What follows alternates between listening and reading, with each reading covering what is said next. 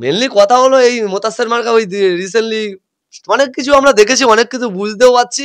Mainly কথা হচ্ছে এটাই, শাসক দলের জার্সি পরে আসে ভাবছে অনেক কিছু। এখন দেখতে তো পাচ্ছ শাসক দলের একটা সময় জার্সি পরে ছিল কাইজার আহমেদ, শাসক দলের জার্সি পরেছিল একটা সময় আরাবুল ইসলাম, বেতাজ বাদশাহ, আরাবুল ইসলাম। আমরা শুনেছি বা আমরা দেখেছি, চোখে পড়া লড়াইও করেছি আমরা, আর এই কাইজার বলো আর আরাবুলের বিরুদ্ধে বলো। এখন তার প্রতিফলন যখন শাসক দলের যখন উদ্যোগ নেতৃত্বর মাথা থেকে হাতটা তুলে নিয়েছে, এখন ওর অবস্থা কোথায়? শুনেছি আমরা যেটা মিডিয়ায় দেখলাম, জাহাঙ্গীর নামক একটি ব্যক্তি দক্ষিণ চব্বিশ পরগনার 4টি লোকসভা দায়িত্ব পেয়েছে, শুধু এই একটা স্টেট থেকে বলেছে, জয়নগরের কোন একটা স্টেট থেকে। সেই ব্যাপারে কিছু হয়তো জাহাঙ্গীর ভক্ত কিছু বাজি ফাটাচ্ছিল, তখন আমরা দেখেছি বা সিসিটিভি ফুটেজটা হয়তো পাওয়া যায়নি, বা আমরা শুনেছি যেটা, যে ওখানে বারুল ইসলাম তথা বারুলের ভাই রিন্টু ওখানে অ্যাটাক করেছে। কিন্তু আমরা জানি যে এই কাইজার আহমেদ, আরাবুল ইসলাম আমাদের সঙ্গে কি বিহেভটা করেছে বা কে কোথা থেকে কোথায় উঠে এসছে, এসব কোনো ব্যাপার না। এদের মাথায় এখন শাসক দলের হাত আছে, অনেক কথা বলবে। শাসক দলের হাত যখন এদের মাথা থেকে নেমে যাবে, আর একটা কথা বলে রাখি, এই ভাঙড় তথা পশ্চিমবাংলা তথা ভারতবর্ষের কিন্তু শেষ কথা বলে জনগণ, নেতারা বলে না। এই যে বড় বড় বাবুরা বড় বড় কথা বলে বেড়াচ্ছে, যেদিন ভাঙড়ের মানুষ সজাগ হবে বা এই পশ্চিমবাংলার মানুষ সজাগ হবে, এসব হেবো খেবো বা এই ভাঙড়ের ছোট ছোট নেতারা ছোটার রাস্তা পাবে না। আমরা দেখেছি শ্রীলঙ্কা, আমরা দেখেছি নেপাল, নেতা মন্ত্রী জাঙ্গিয়া মাঙ্গিয়া পড়ে কোথায় পড়ে আছে ঠিক নেই। জনগণের রুখে দাঁড়াতে হবে, তাহলে এসব নেতাদের মুখ থেকে আর কথা বাড়াবে না। এদের তো ওজন বলা দরকার যে আমরা আছি, হিসাব মতো ভাঙড়ে ওরা এখন শাসকে অ্যাকচুয়ালি যদি বলতে চাই, আমার বিধায়ক আমরা আছি, শাসকের হিসাব মতো আমরা আছি, ওরা বলে আছি। হ্যাঁ ভাই তোরা থাক, তা মানুষের সুযোগ সুবিধে যেটা আছে সেটা দে, আর মানুষকে বুঝিয়ে বেড়া, তা না ওজন ওরা যে জিনিসটা বোঝাচ্ছে মানুষের মধ্যে ভয় ঢুকে দিচ্ছে। কিন্তু ভাঙড়ের বিধায়ক যে কথাটা বলছে, আমরাও বারংবার একটাই কথা বলবো, এসআইআর নিয়ে ঘাবড়ানোর কোনো ব্যাপার নেই। যারা ভারতীয়, যারা বাংলাদেশের মানুষ, যারা বাংলার মানুষ, তারা থাকবে।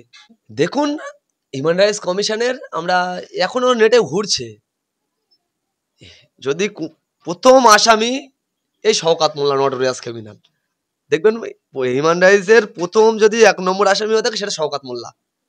শওকাত মোল্লা ছিল সিপিআইএম এর ক্যাটার, কোনো নেতা না, ক্যাটার বাহিনী ছিল, যেখানে যা হতো রাজ্জাক মোল্লা ছাত্তারের ইঙ্গিতে কাজ করতো। রাজ্জাক মোল্লা এমপি ছিল, উনি মারা গেছে, ওনার ব্যাপারে বলতে চায় না। তারপরেও ওনার রাইট হ্যান্ড হিসেবে কাজ করতো, মোস্তানি করতো।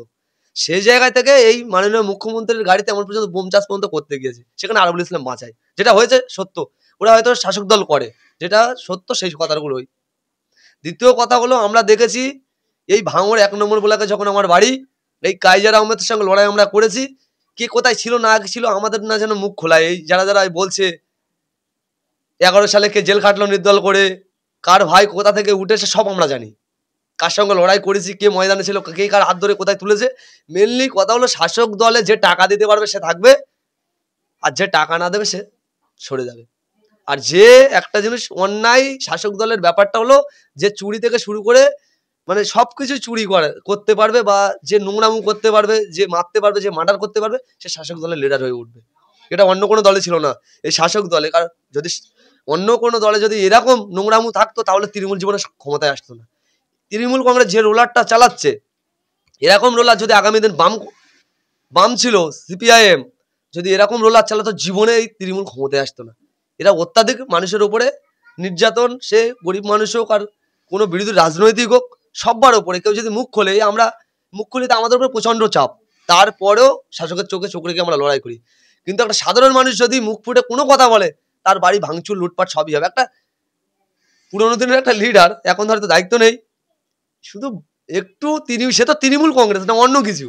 একটা দলের দুটো লবি, একটা মাদার একটা ফাদার, দুটো দল ওদের। সেই জায়গা থেকে কেউ একটা দায়িত্ব পেয়েছে, কেউ মিষ্টি খাচ্ছে, নিজেদের মধ্যে মারামারি। তারপর দেখলাম বাড়িও অ্যাটাক ম্যাটাক অনেক কিছু করেছে।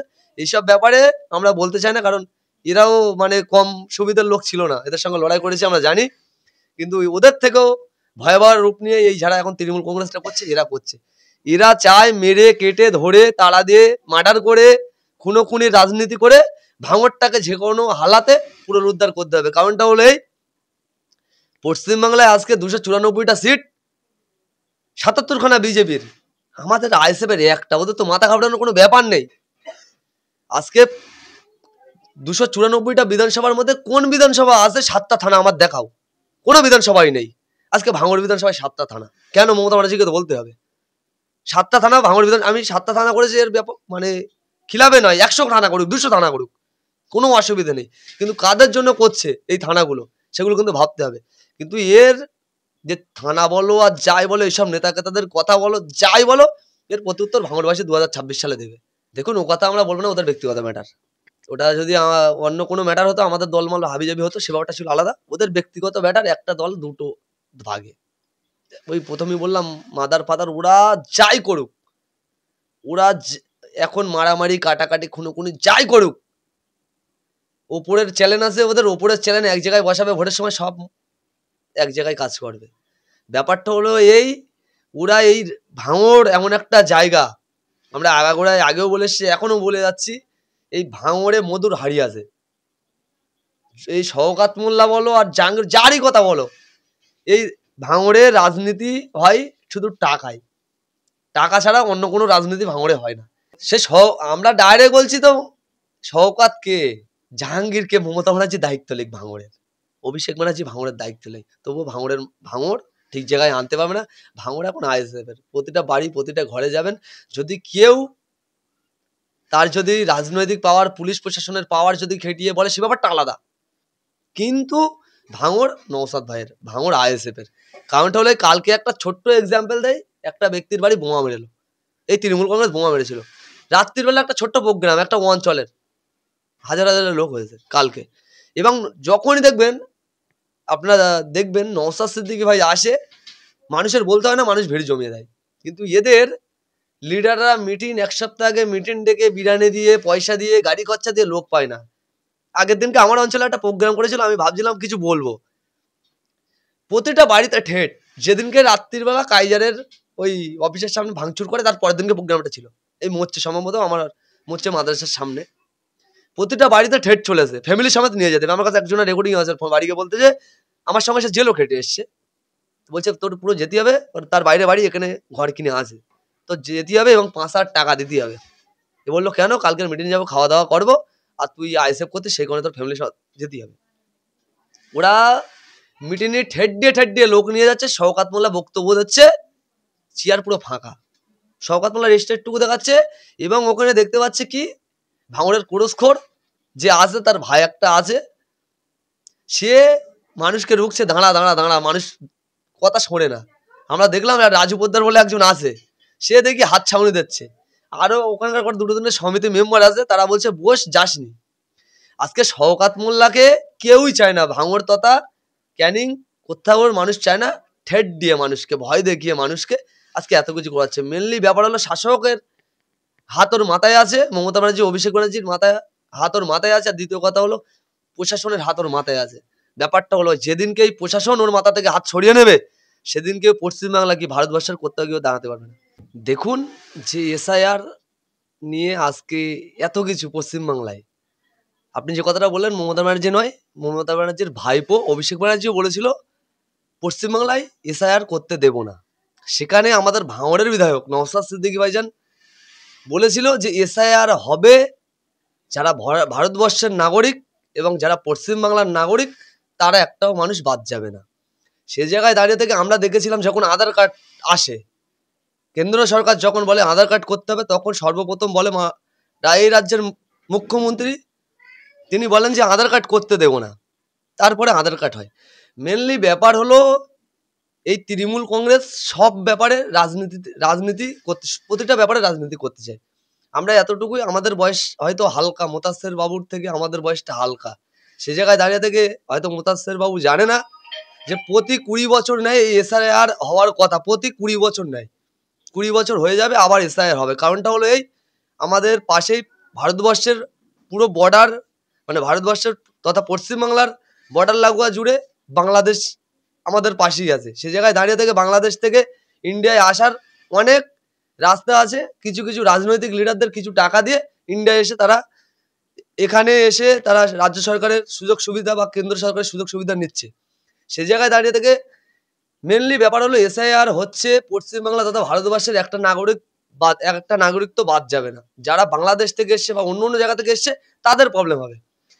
তৃণমূল কংগ্রেস এই ব্যাপারটা নিয়ে রাজনীতিতে গোলাতে যাচ্ছে একটাই কারণটা হলো ওরা যে বাংলাদেশি বা যত অন্য দেশের লোক এই পশ্চিমবাংলায় এনে রেখেছে সেই ভোটগুলো ছাপ্পা করে তৃণমূল কংগ্রেস, সেই ভোটটাতেই তৃণমূল কংগ্রেসের জিত হয়।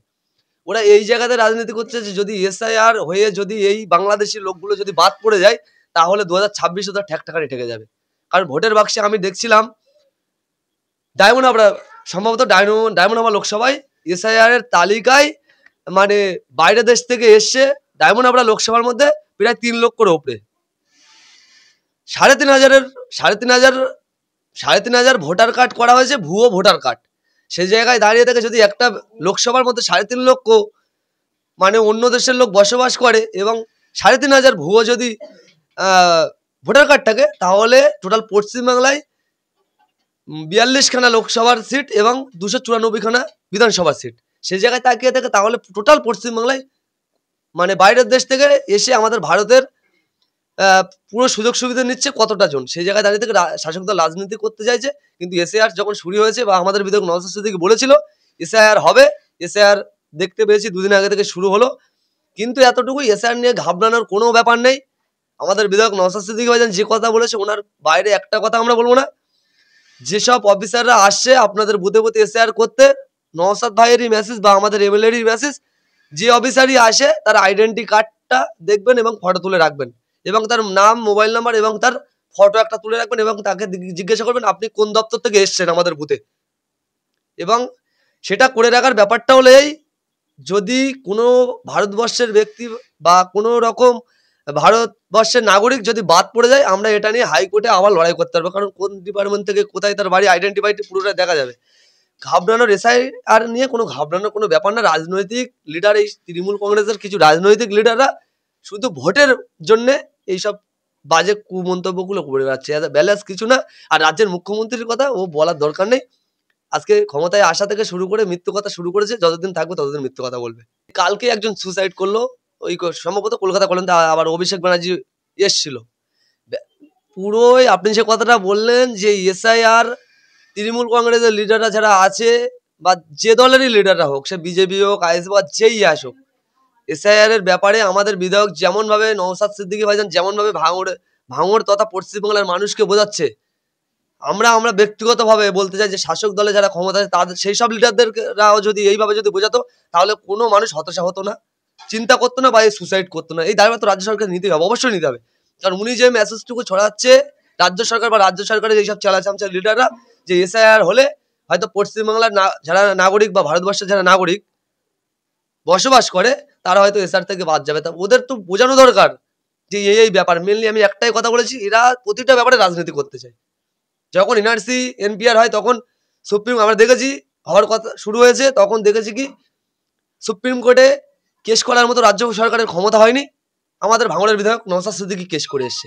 মুখে হুললে হয় না, প্রতিটা ব্যাপারে এক একটা ধাপ থাকে। সেই ধাপে যদি আমি কাজ করে, আমি একটা ধরুন এক্সাম্পল, আমার একটা কেউ মারলো, আমি যদি থানাতে না যদি কেস বা ডায়েরি না করে আমি যদি মুখে হরি কাজ হবে না। আমার এনআরসি এমপিআর যেটাই হচ্ছিল সেই ব্যাপারে রাজ্য সরকার অনেক কথা বলছিল কিন্তু কেস করার মতো ক্ষমতা হয়নি, এই ভাঙড়ের বিধায়ক করেছিল। বা এই যে আজকে এসআইআর হচ্ছে, এই ব্যাপারে বিস্তারিত ভাঙিয়ে মানুষের পশ্চিমবাংলার গার্জেন এখন মাননীয় মুখ্যমন্ত্রী মমতা ব্যানার্জি, ওনাকে তো বোঝাতে হবে মানুষকে যে এসআইআর হচ্ছে এই খাদে বা অমুক লোক বাদ যাবে। উনি মানুষের মধ্যে ভয় ঢুকে দিচ্ছে, আতঙ্ক ঢুকে দিচ্ছে। কারণটা হলেই আমরা দেখেছিলাম একটা ব্যাপারে শাহজাহান শেখের মতো লোকের বাড়ি যখন ইডি বা সিবিআই যায় তখন কিন্তু কিছু রাজনৈতিক লিডার অনেক মাথার সারি, শাহজাহানের ক্ষমতা ছিল না ওই ইডি সিবিআই এর গাড়িতে হামলা করার, কেউ একটা সুপারিশ দিয়েছিল যে হামলা কর, তোর ইডি সিবিআই কিন্তু বন্ধ হয়ে যাবে। নওশাদ ভাই সে কথা বলেছে যে এই এসআইআর নিয়ে কোনো রকম না যেন বুথে বুথে যারা আসবে, যেসব স্যারেরা ওখান থেকে পাঠাবে, যারা সার্ভে করতে আসবে তাদের সঙ্গে না যেন কোনো রকম সমালোচনায় না যেন কেউ পা দেয়। এসআইআর হচ্ছে ভালোর জন্য, কারণ আমিও চাই ব্যক্তিগতভাবে আমার রাজ্যে বা আমার দেশের, যেটা আমাদের পশ্চিমবাংলা বা ভারতবর্ষের যেটা প্রাপ্য, সেই প্রাপ্যর ভাগ কেন বাংলাদেশের লোক নেবে বা পাকিস্তানের লোক নেবে, যে কোনো দেশের লোক নেবে? আমার ভারতবর্ষের প্রাপ্য বাংলার মানুষ পাক, ভারতবর্ষের প্রতিটা রাজ্যের মানুষ পাক, বাইরের না যেন কোনো ব্যক্তি পাক। আমরাও চাই এসআইআর হোক, এসআইআর হচ্ছে, এসআইআর নিয়ে কোনো ঘাবড়ানোর কোনো ব্যাপার নাই।